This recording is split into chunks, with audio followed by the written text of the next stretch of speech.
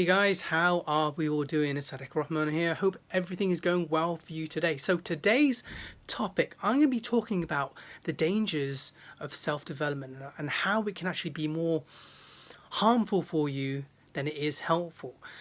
I want to talk about firstly my journey into personal development. I remember going back in 2000 and early 2013. I was single and I was really unsure of where I was going with my life. So I remember the first book that I picked up was The 7 Habits of Highly Effective People. And I read through the book, and that kind of got me on this personal development or self-help addiction, if you like. Maybe not addiction, but it was kind of like an obsession. And it was from there I thought, oh my god, these books are just so amazing, right? And I went from one book going to another, and I'd be listening to so many podcasts, right?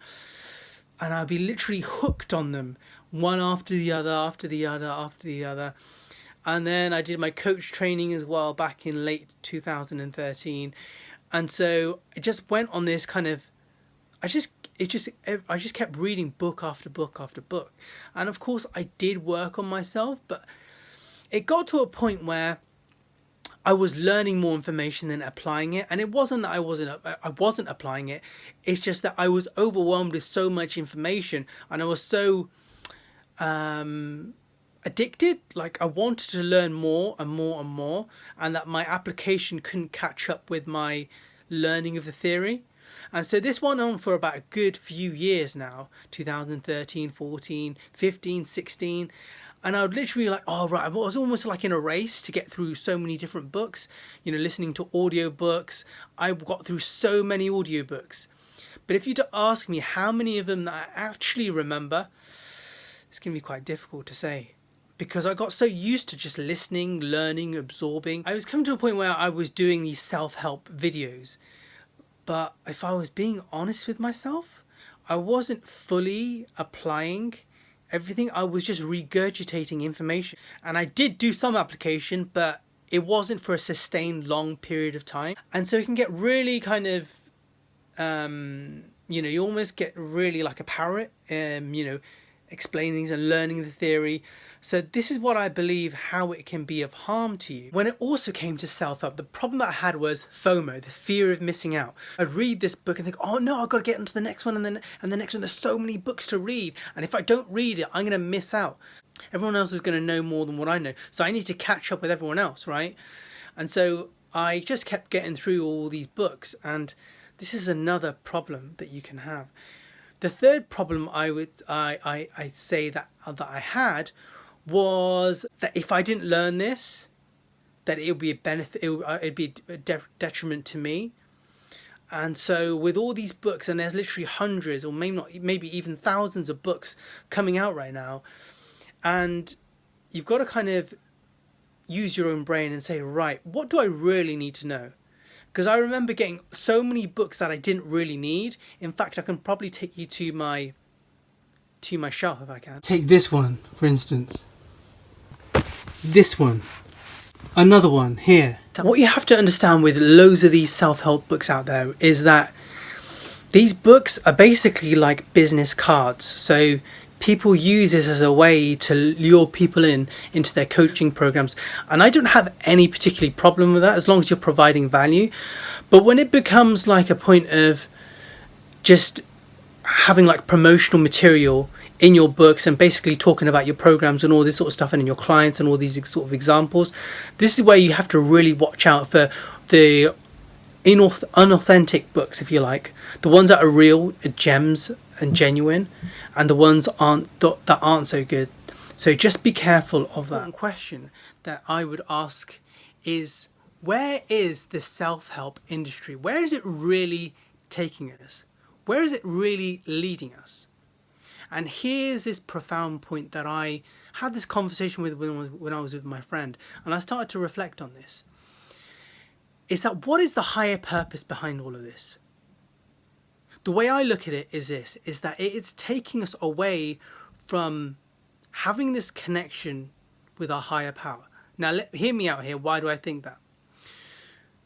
So often we're left thinking that we have all the answers to all of the problems that are out there in the world, and that we can do absolutely everything, right? Here's my issue: is that we all have, we as human beings are very powerful. We are very powerful human beings, and we can achieve extraordinary things. However, we don't know everything. We are still infallible.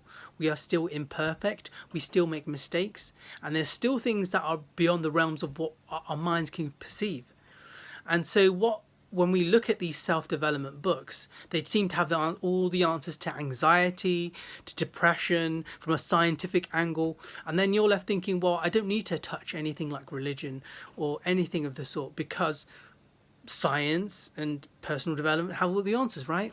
I can tell you from experiences that is not the case whatsoever. I have been faced with so many problems and challenges, and I have sought to books that were non-spiritual or non-faith related, and they haven't helped me. I used books like The Power of Now, by Eckhart Tolle, to get me through one of the toughest situations, and it didn't help, because it didn't acknowledge what the way I saw it anyway, of God. And for me, faith is really, really important. And so to think that you have all the answers to all of your emotional, spiritual, and psychological problems just from a scientific point of view is absolutely absurd. I can tell you this from myself, from other people that I know of. So I'd really like you to take everything that you hear with a pinch of salt, and just to realize, and very important to acknowledge, that you have to look and have this connection with your higher power. Because there can be points where, although we are powerful, there can be times where we are dealing with problems and we are powerless. We feel powerless. And this is where having a prayer, having this connection with God, is extremely important.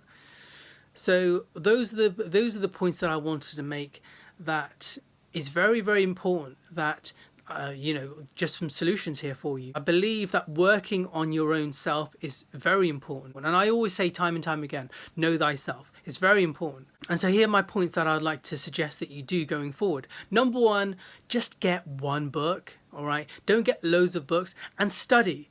Constantly keep studying that book over and over again. I've got a few books, and I'm not going anywhere near as crazy, and I'm just going to be studying those books diligently. I've got Manifest Now, which, if you've not heard, I've talked about it for a long time now. I've been using that for 5 months now, and I'm still using it, and I'm still reviewing it. In fact, I'm going to go re-review it again. So take it easy with your books. Try and establish a higher power, and also remember, you don't have to buy every single book that there is out there on Amazon. So those are my tips on how you can overcome dangers of self-help. If you found this video beneficial, then please subscribe to my channel, please like my video, and share my videos as well. I'm really enjoying doing these vlogs. I hope you are as well. So until then, take care, have a great day, and I'll speak to you soon.